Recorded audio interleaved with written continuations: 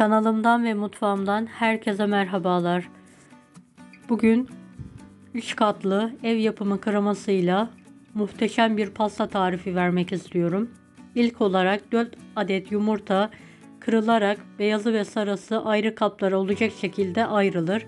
Yumurtanın beyazına yumurta sarısından bir damla dahi gelmemesine dikkat edelim. Eğer gelirse bir peçete yardımıyla sarısını silerek temizleyelim. Bu püf noktası önemlidir.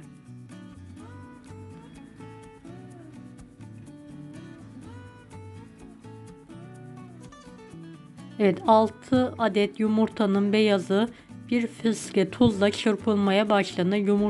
2 tane yumurtanın beyazını sonradan ilave ettim. Unuttuğum için siz ilk başta ilave edin. 2 kahve fincanı toz şeker azar azar eklenerek yavaş yavaş çırpılmaya devam edilir. Yumurtanın beyazı katı kar kıvamına gelene kadar çırpılır. Evet, kıvam gördüğünüz gibi sabit olacak şekilde çırpılır. 4 yumurtanın sarısına 1 kahve fincanı toz şeker eklenerek çırpılmaya başlanır. 1 fincan ılık su ilavesi yapılarak köpük köpük olana kadar çırpılır. 2 yemek kaşığı sıvı yağ eklenir ve çırpılmaya devam edilir. Tüm katı malzemeler bir kasede karıştırılır. 3 fincan un, 2 yemek kaşığı nişasta, 1 paket vanilya, 1 paket kabartma tozu karıştırılarak yumurta sarısına eklenir ve bu karışım yavaş yavaş karıştırılır pürüzsüz olana kadar.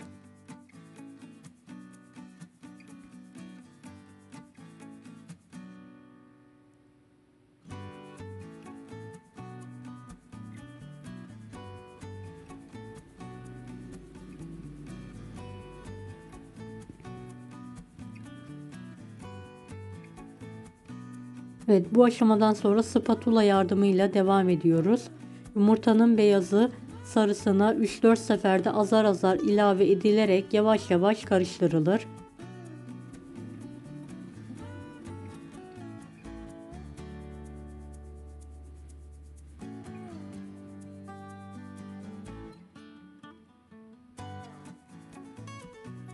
Videomu bu kısma kadar izlediyseniz yorum kısmına herhangi bir emoji bırakırsanız bana destek olmak için sevinirim.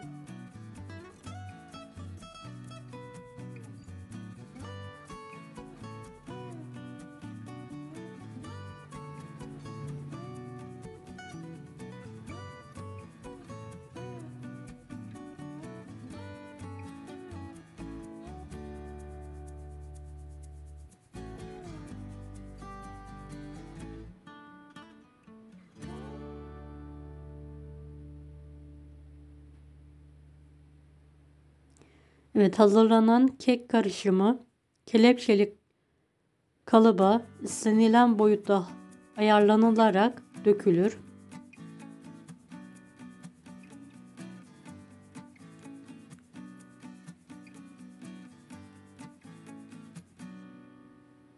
Önceden ısıttığımız 170 derecelik fırında 40-45 dakika pişirmeye bırakılır. Pişen kek fırından çıkartılır ve soğumaya bırakılır.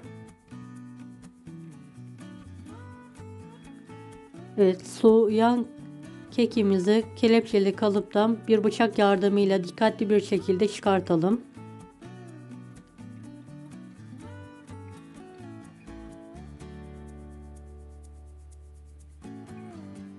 Evet, kekimizi isterseniz 3 eşit parçaya, isterseniz 4 parçaya dikkatli bir şekilde keserek ayıralım. Ben 3 parçaya ayırdım.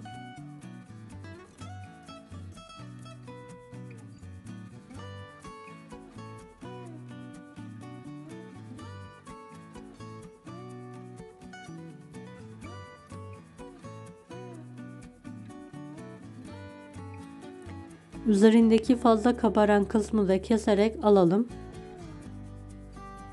Üzerini düzeltelim.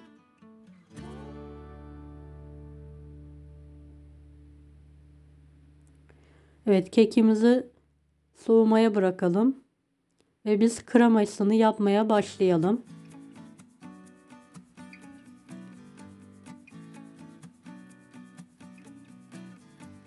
Bir çay bardağı nişasta, 1 çay bardağı un, 1 su bardağı toz şeker, 2 adet yumurta, 4 su bardağı süt eklenerek tüm malzemeler pürüzsüz olana kadar karıştırılır. Orta ateşe alınarak koyu kıvam alana kadar sürekli karıştırarak kremamızı pişirelim.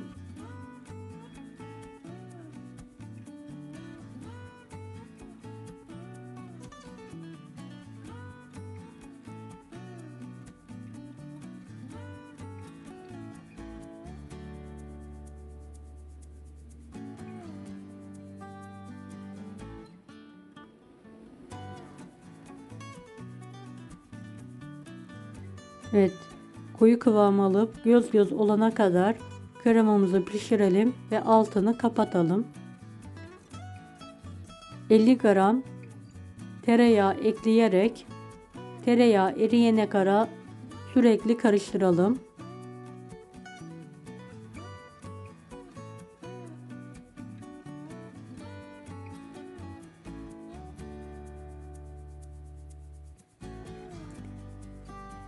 Evet, üzerini hava almayacak şekilde kapatalım ve soğumaya bırakalım kremamızı.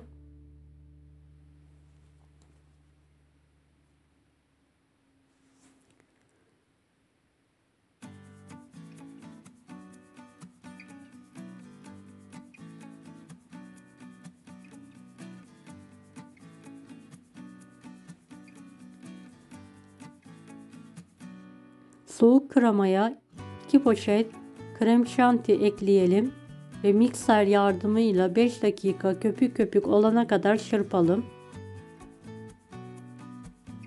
Ne kadar çırparsak kremamız o kadar güzel kıvamlı olacaktır. Bu püf noktası önemlidir krema yapımında. Bu pastanın kremasını farklı pastalarda da kullanabilirsiniz.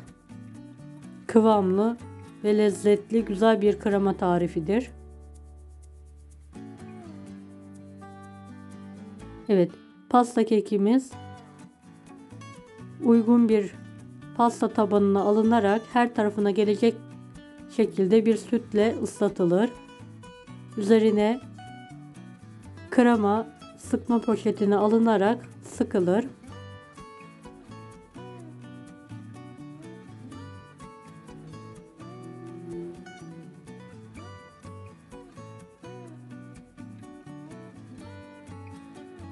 Üzerine dilimlenmiş muz koyulur.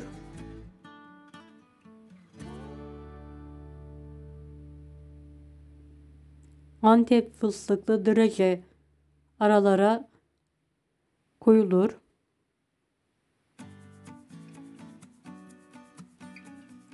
Islatılan ikinci kek parçası üzerine dikkatli bir şekilde alınır. Tekrardan ıslatılır. Evet, kremamızı tekrardan boşluk olmayacak şekilde sıkalım.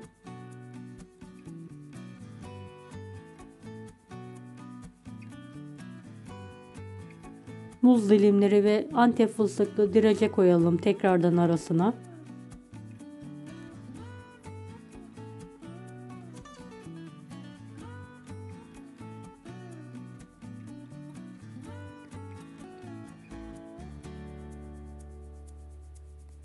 Kekimizi tekrardan ıslatalım. Her tarafına gelecek şekilde bolca ıslatalım.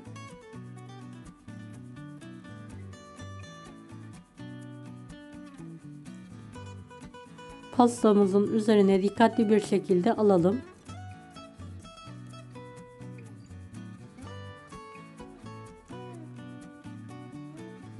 Ve sıkma poşetiyle yardımıyla kremamızı aralık olmayacak şekilde sıkalım tekrardan.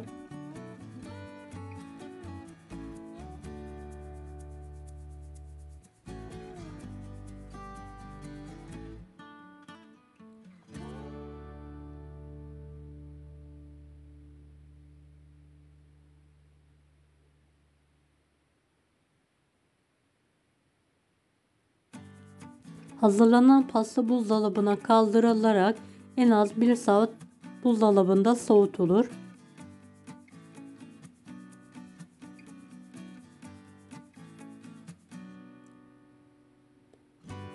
Ve servise yakın bir zamanda pastanın üzeri süsleme yapılır. Ben elimde bulunan malzemelerle süslüyorum. Renkli beze, çilek dilimleri, derecelerle, jelibonlarla dilediğim şekilde süsledim. Sizler de istediğiniz şekilde süsleme yapabilirsiniz.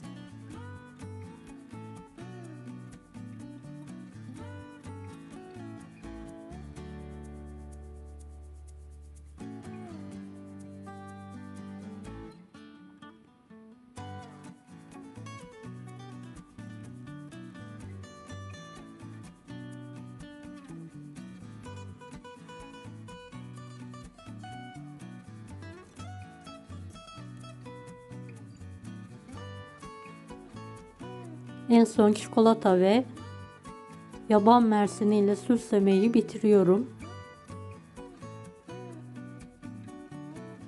Özel günlerinizde yapabileceğiniz kolay ev yapımı bir pasta. Sizler de kolaylıkla yaparak sevdiklerinize ikram edebilirsiniz. Görüntüsüyle, lezzetiyle yiyen herkes bayılıyor. Mutlaka sizler de tarifimi deneyiniz.